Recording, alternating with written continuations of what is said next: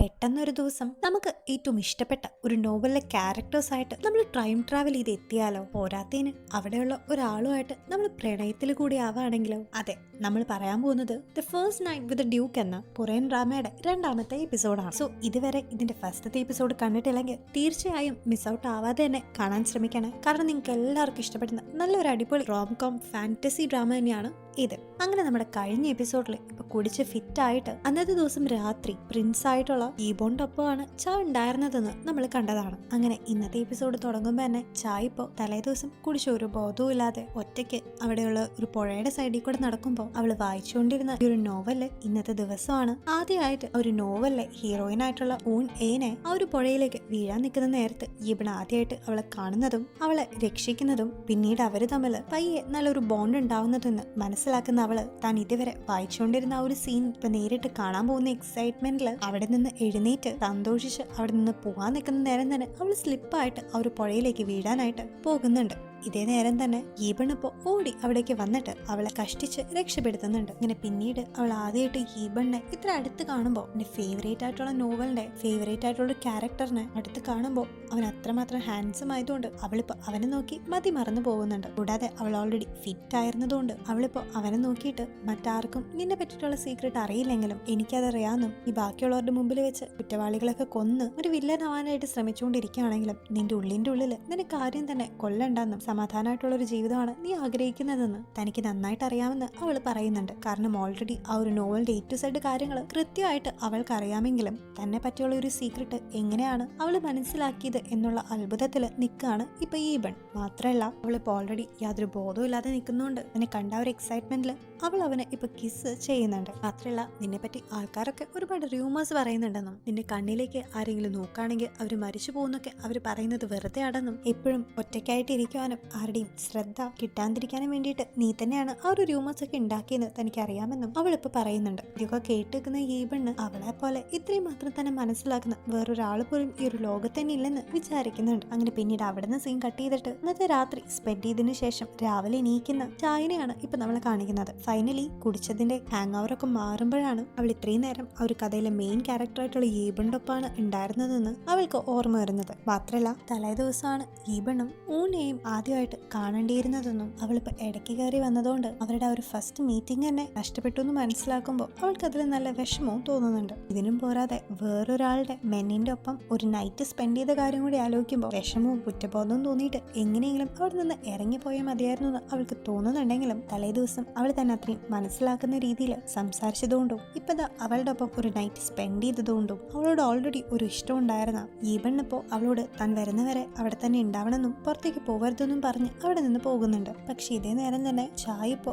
ആരുടെയും ശ്രദ്ധ പറ്റാതെ എങ്ങനെയൊക്കെ കഷ്ടപ്പെട്ട് അവിടെ നിന്ന് ഇറങ്ങി നേരെ ഇപ്പോ തലേ ദിവസം അവൾ കുടിച്ചു വിറ്റായിട്ടുള്ള ഊണിന്റെ അച്ഛന്റെ ആ ഒരു റെസ്റ്റോറന്റിലേക്കാണ് എത്തുന്നത്. തന്നെ ആ ഒരു വില്ലത്തിയുടെ കയ്യിൽ നിന്ന് രക്ഷിച്ച ചായനെ കാണുമ്പോൾ ഊണിപ്പോ അവൾക്ക് വന്ന് ടീ ഒക്കെ ഓഫർ ചെയ്യുന്നുണ്ട്. അങ്ങനെ അവളുമായിട്ട് സംസാരിക്കുമ്പോൾ ഇന്നലെ രാത്രി ശരിക്കും തനിക്ക് എന്താണ് സംഭവിച്ചതെന്നും താൻ എന്തെങ്കിലും പ്രശ്നങ്ങൾ ഉണ്ടാക്കിയതെന്നൊക്കെ ചായ ഇപ്പോ അവളുടെ അടുത്ത് ചോദിക്കുന്നുണ്ട്. മാത്രമല്ല നിനക്ക് ഈബൺ എന്ന ആ ഒരു പ്രിൻസിനെ അറിയുമെന്ന് കൂടി അവളിപ്പോ ചോദിക്കുന്നുണ്ട്. കാരണം ആ ഒരു സ്റ്റോറി പ്രകാരം പറയുമ്പോൾ തലേ ദിവസം തന്നെ അവർ രണ്ടുപേരും തമ്മിൽ കാണേണ്ടതായിരുന്നു. പക്ഷെ അതിന്റെ ഇടയിൽ കയറി ഇവള് വന്നതുകൊണ്ടാണ് അവരുടെ ആ ഒരു ഫസ്റ്റ് സൈറ്റ് തന്നെ മിസ്സായത്. ഇതേ നേരം തന്നെ ഊണിപ്പോ ആ ഒരു പ്രിൻസ് അത്ര നല്ല ആളല്ലെന്നും അവനെ പറ്റി കുറെ റൂമേഴ്സ് ഒക്കെ കേൾക്കുന്നുണ്ടെന്ന് പറയുമ്പോൾ ആ ഒരു കഥ പ്രകാരം ഊണിന് പ്രിൻസിനോട് ഫീലിങ്സ് തോന്നി അവർ റിലേഷൻഷിപ്പിൽ ആവേണ്ട കാരണം കൊണ്ട് ചായ ഇപ്പോ ആ ഒരു പ്രിൻസിനെ പറ്റി കുറെ പൊക്കി പറയുന്നുണ്ട്. പക്ഷെ ഇതിനിടയിൽ തന്നെ തലേ ദിവസം നൈറ്റ് അവിടെ നടന്ന കുറെ കാര്യങ്ങളൊക്കെ അവളുടെ മനസ്സിലൂടെ വരുമ്പോൾ അത് കണ്ട് ആകെ തന്നെ അവൾ ഷോക്ക്ഡ് ആയിട്ട് പോകുന്നുണ്ട്. ഇതേ നേരം തന്നെ ഈബൺ ഇപ്പൊ പോയിരിക്കുന്നത് അവന്റെ അച്ഛനായിട്ടുള്ള ആ ഒരു രാജ്യത്തെ രാജാവിനെ കാണാനാണ്. അവരുടെ രാജ്യത്ത് ഇപ്പൊ കുറച്ച് പ്രശ്നങ്ങൾ നടക്കുന്നുണ്ട്.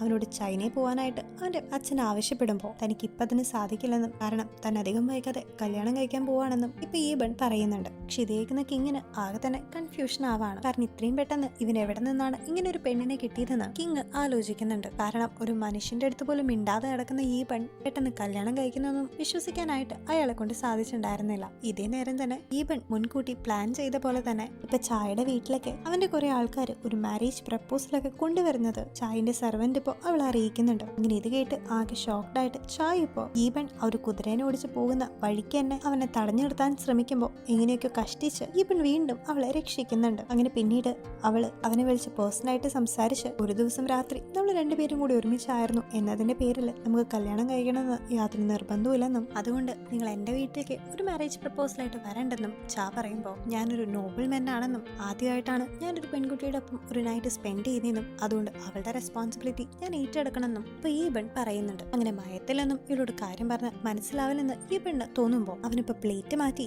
എന്നെ തലേ ദിവസം ഇങ്ങോട്ട് വന്ന് കിസ് ചെയ്ത് സെഡ്യൂസ് ചെയ്ത് കൊണ്ടുപോയത് ചാ തന്നെയാണെന്നും അതുകൊണ്ട് ഇനി അവള് വിവാഹം കഴിക്കാനായിട്ട് തീരുമാനിച്ചില്ലെങ്കിൽ ഈ ഒരു രാജ്യത്തിന്റെ പ്രിൻസിനെ തന്നെ അവൾ അങ്ങനെ സെഡ്യൂസ് ചെയ്തതിന്റെ പേരിൽ അവളെ ഒരു രാജ്യദ്രോഹിയാക്കിയിട്ട് ജയിലിൽ അടയ്ക്കുന്ന അവൻ വെറുതെ അവളെ പറഞ്ഞ് ഭീഷണിപ്പെടുത്തുമ്പോൾ പാവൻ ചായ ആകട്ടെ ഇത് കേട്ട് പേടിച്ചു പോകുന്നുണ്ട്. മാത്രമല്ല അവളുടെ മനസ്സിലൂടെ തന്റെ ഫാമിലി മെമ്പേഴ്സ് ഒക്കെ അതുപോലെ പ്രതികളായിട്ട് നാട്ടിലൂടെ നടക്കുന്നത് മനസ്സിലേക്ക് വരുമ്പോൾ താഴ്പ്പോ വളരെ സോഫ്റ്റ് ആയിട്ട് തന്നെ അവന്റെ അടുത്ത് തനിക്ക് കുറച്ച് സമയം തരാൻ ആവശ്യപ്പെടുന്നുണ്ട്. ഇത് കേൾക്കുന്ന ഈബൺ ആകട്ടെ അവൾക്ക് 3 ദിവസം കൊടുത്ത് 3 ദിവസത്തിന് ശേഷം അവളുടെ മറുപടി പറയണമെന്ന് അവളുടെ അടുത്ത് പറയാണ്. അങ്ങനെ പിന്നീട് ഈബണിനെ കണ്ടതിന് ശേഷം അവൾ നേരെ വീട്ടിലേക്ക് വരുമ്പോൾ ചാ അപ്പൊ തന്നെ ചെയ്യുന്നത് അവളുടെ കുറെ ഡ്രസ്സുകളും അത്യാവശ്യം വേണ്ട കുറച്ച് പൈസയൊക്കെ കയ്യിലെടുത്ത് എങ്ങനെയെങ്കിലും ഈ ഒരു നാട് വിട്ട് പോകാനായിട്ട് അവൾ ശ്രമിക്കുന്നുണ്ട്. കാരണം ചാ ഓൾറെഡി വായിച്ചിരുന്ന നോവലില് പ്രിൻസ് ഈബൺ പാവം ആ ഒരു ഊണിനെയാണ് കല്യാണം കഴിക്കാനായിട്ട് ഇരുന്നത്. പക്ഷെ അവൾ ഇതിന്റെ ഇടയിൽ കയറി ഇടപെട്ട് ആ ഒരു സ്റ്റോറി ലൈൻ തന്നെ ഇപ്പൊ മാറി ഇപ്പൊ അവളാണ് ഇപ്പൊ അതിലത്തെ നായികയാവാനായിട്ട് പോകുന്നത്. അങ്ങനെ താൻ കാരണം തന്റെ ഫേവറേറ്റ് ആയിട്ടുള്ള സ്റ്റോറി മാറി പോകുന്നത് സഹിക്കാൻ പറ്റാണ്ട് അവളിപ്പോ ആ ഒരു സ്ഥലം തന്നെ വിട്ടു പോകാനായിട്ട് തീരുമാനിക്കുന്നുണ്ട്. ഇതേ നേരം തന്നെ അവിടേക്ക് ആ ഒരു വില്ലത്തി ആയിട്ടുള്ള സണ്ണ് കടന്നു വന്നിട്ട് അവളുടെ മെയ്ഡിനെ മുഖത്ത് അടിക്കുന്നുണ്ട്. എന്നിട്ട് അവള് ചായുമായിട്ട് ഇരുന്ന് സംസാരിച്ച് ഇന്നലെ നൈറ്റ് ഡ്രിങ്ക് ഒക്കെ ചെയ്ത് നീ എവിടേക്കാണ് പോയതെന്നും ഇന്ന് രാവിലെ നീ ഈബന്റെ വീട്ടിൽ നിന്ന് ഇറങ്ങി വരുന്നത് എന്റെ ആൾക്കാരെ കണ്ടുവെന്നും ഇതിനർത്ഥം നീയും ഈബണും ഇന്നലെ ഒരുമിച്ചാണ് കഴിഞ്ഞത് എന്നല്ലേന്നും അവള് ചോദിക്കുന്നുണ്ട്. പക്ഷെ ഇത് കേട്ട് ആകെ സ്റ്റക്കായി എന്ത് റിപ്ലൈ ചെയ്യണമെന്ന് അറിയാണ്ടിരിക്കുന്ന ചായനെ കാണുമ്പോൾ താൻ കേട്ടതെല്ലാം സത്യമാണെന്ന് മനസ്സിലാക്കി സണ്ണിപ്പോ അവിടെ ഇരുന്നിരുന്ന ടീ ഇപ്പോ അവിടെ ചായന്റെ മേത്ത് ഒഴിക്കാനായിട്ട് നിൽക്കുമ്പോൾ താൻ വായിച്ച നോവലില് ഇതേ നെഗറ്റീവ് ക്യാരക്ടർ നായികയായിട്ടുള്ള ഊണിന്റെ മേത്ത് ഇതുപോലെ തന്നെ ചെയ്യുന്ന മുൻകൂട്ടി കണ്ട് അവളിപ്പോ അവിടെ ഇരുന്ന ഒരു ഫാൻ എടുത്ത് മറവെക്കുമ്പോൾ ആ ഒരു ചായ ഇപ്പോ വില്ലത്തിയുടെ മേത്തേക്ക് തന്നെയാണ് തെറിച്ചു വീഴുന്നത്. അങ്ങനെ ഇതും കൂടി കാണുന്ന ദേഷ്യത്തില് നിനക്കിട്ട് നല്ലൊരു പണി ഞാൻ തരാമെന്ന് പറഞ്ഞ് അവൾ അവിടെ നിന്ന് പോകുന്നുണ്ട്. അങ്ങനെ പിന്നീട് നമ്മുടെ ചാ പല പല വേഷങ്ങൾ കെട്ടി എങ്ങനെയെങ്കിലും ആ ഒരു സ്ഥലത്തിന്റെ മെയിൻ ഡോർ പാസ് ചെയ്ത് അവിടെ നിന്ന് രക്ഷപ്പെടാനായിട്ട് തീരുമാനിച്ച് അവിടേക്ക് വരുന്നുണ്ട്. അങ്ങനെ ഇപ്പോ ഒരു മെയിലായിട്ട് വേഷം കെട്ടിയും ആരും കാണാതെ കാട്ടിലൂടെ ഓടിപ്പോവാനൊക്കെ അവൾ ട്രൈ ചെയ്തെങ്കിലും എത്രയൊക്കെ ശ്രമിച്ചിട്ടും